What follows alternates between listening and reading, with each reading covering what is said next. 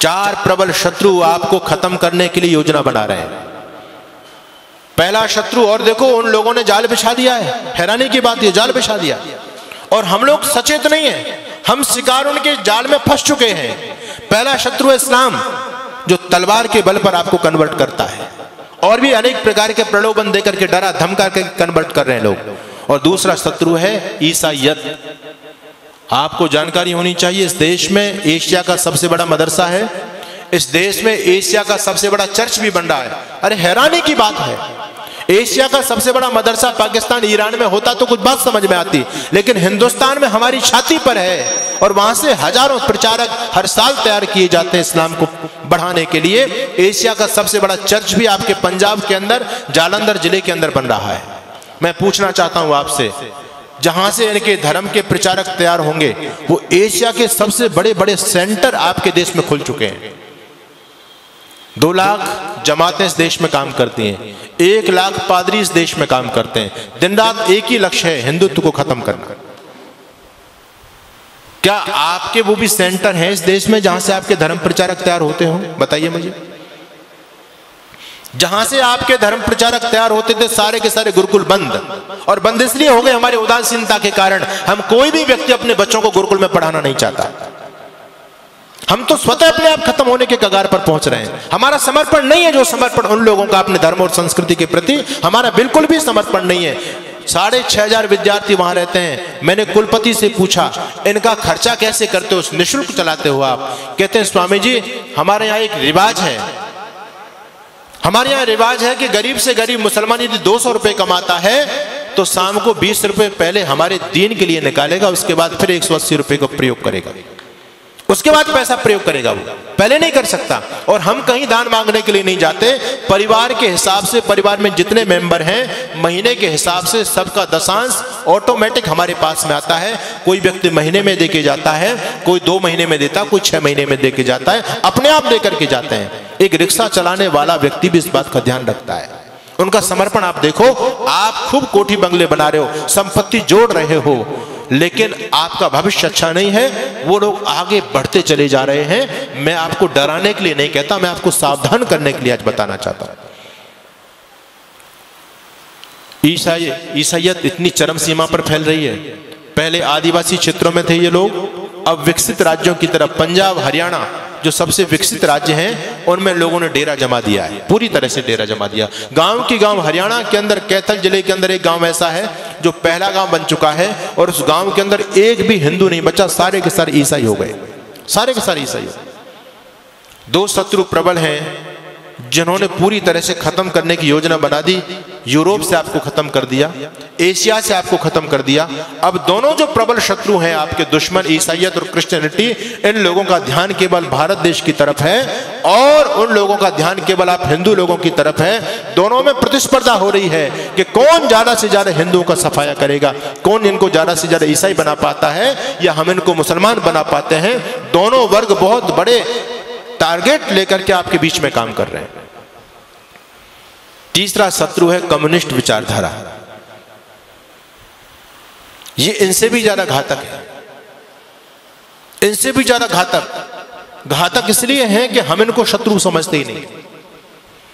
Christianity और ईसाईयत को और इस्लाम को हम शत्रु मानते हैं, लेकिन ये जो कम्युनिस्ट विचारधारा है ये अंदर अंदर देश की जड़ों को खोखला कर रही है। उनसे भी ज्यादा खतरनाक है। इनका नाम शमशेर खां और ये नहीं मिलेगा, इनके नाम आपके ही नाम मिलेंगे, मारकंडे काटजू। नाम सुनकर के आपको लगेगा कि ये तो कोई ब्राह्मण है, अपना ही भाई है। नाम आपके हैं उनके, और काम सारे के सारे हिंदुत्व को खत्म करने के। और ये तो एजेंडा सबने अपना लिया है। पहले ईसाई मिशनरी जब इस देश में काम करती थी तो पहले धर्म परिवर्तन करते थे, नाम बदला करते थे। अब वो लोग भी सतर्क और सावधान हो गए, वो लोग अब नाम नहीं बदलते, क्योंकि नाम बदलेंगे तो लोगों की आंख खुल जाएंगी, अरे हमारे इतने भाई कन्वर्ट हो गए, ईसाई बन गए।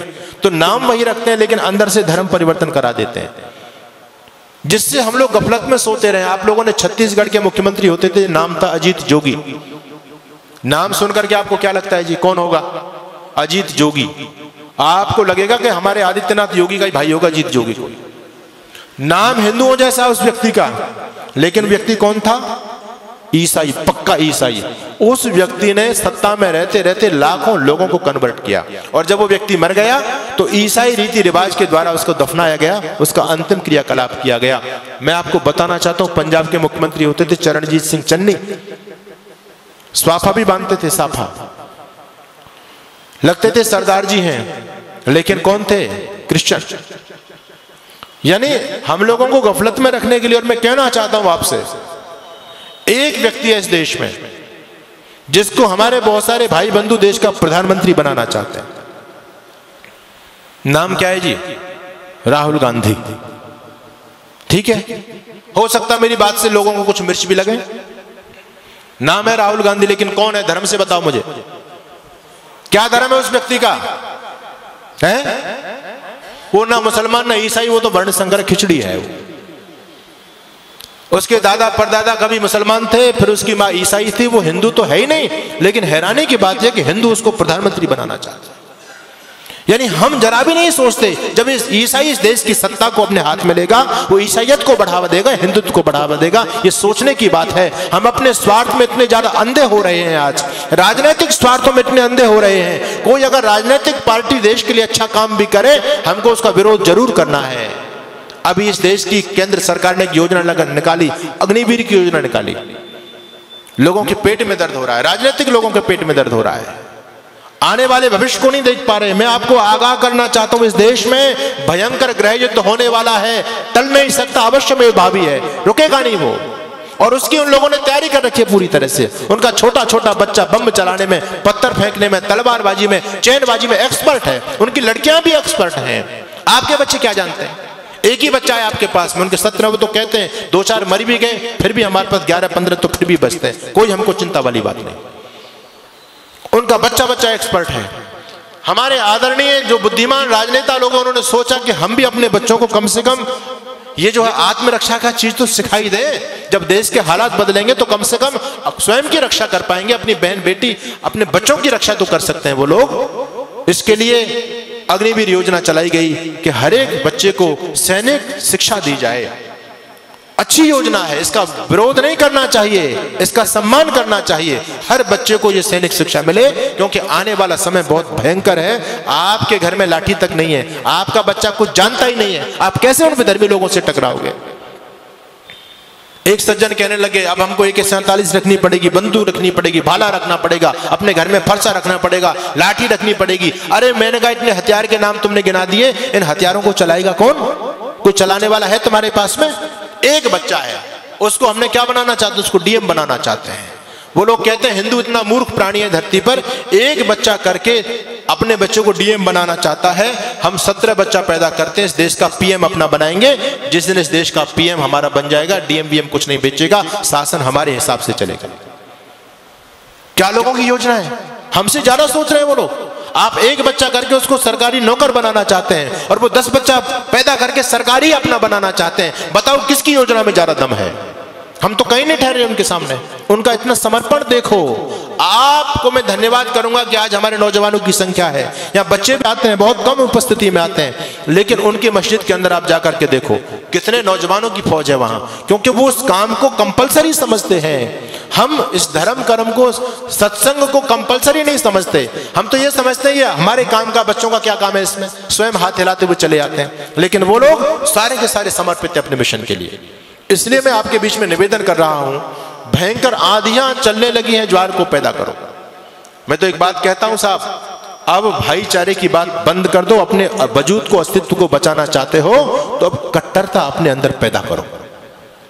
हम दुनिया से इसलिए खत्म हो गए, सारी उदारता की ठेकेदारी हम लोगों ने अपने ऊपर ले रखी है। बस तुम भाई भाई चिल्लाते रहे, वो तुमको चारा बना करके चाट गए। बड़ी हैरानी की बात है, आज भी लोगों की आंखें नहीं खुल रही हैं। ये राजनीतिक दल आपस में हम लोगों को लड़ा करके, ये तो नालायक लोग हैं, अपना उल्लू सीधा कर रहे हैं, लेकिन हम भोले भाले भाई आपस में लड़ रहे हैं। उनके षड्यंत्र को नहीं समझ पा रहे हैं पूरी तरह से।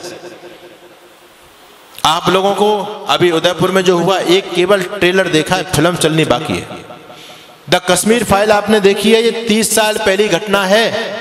अगर इसी प्रकार से सोते रहे तो 30 साल बाद देखना गली गली में कश्मीर फाइल चलेगी। अभी उनकी आबादी केवल 25% है सरकारी आंकड़े के हिसाब से, और 25% रहने के बावजूद भी वो आपको सड़कों पर नहीं निकलने देते। रामनवमी का जुलूस नहीं निकाल सकते आप, हनुमान जयंती का जुलूस नहीं निकाल सकते आप। निकालने का प्रयास किया, क्या स्थिति हुई? आपके राजस्थान में बहुत सारे जिले हैं, आप वहां जाकर के देख लीजिए। हम 26 जनवरी 15 अगस्त पर तिरंगा यात्रा नहीं निकाल सकते। अभी वो केवल 25% है, तब आपको सड़क पर नहीं निकलने दे रहे हैं। जिस दिन 40 और 50% हो जाएंगे, आप लोग क्या सोचते हैं कि आपको अपने घर में रहने देंगे? वो संभव ही नहीं है। अपने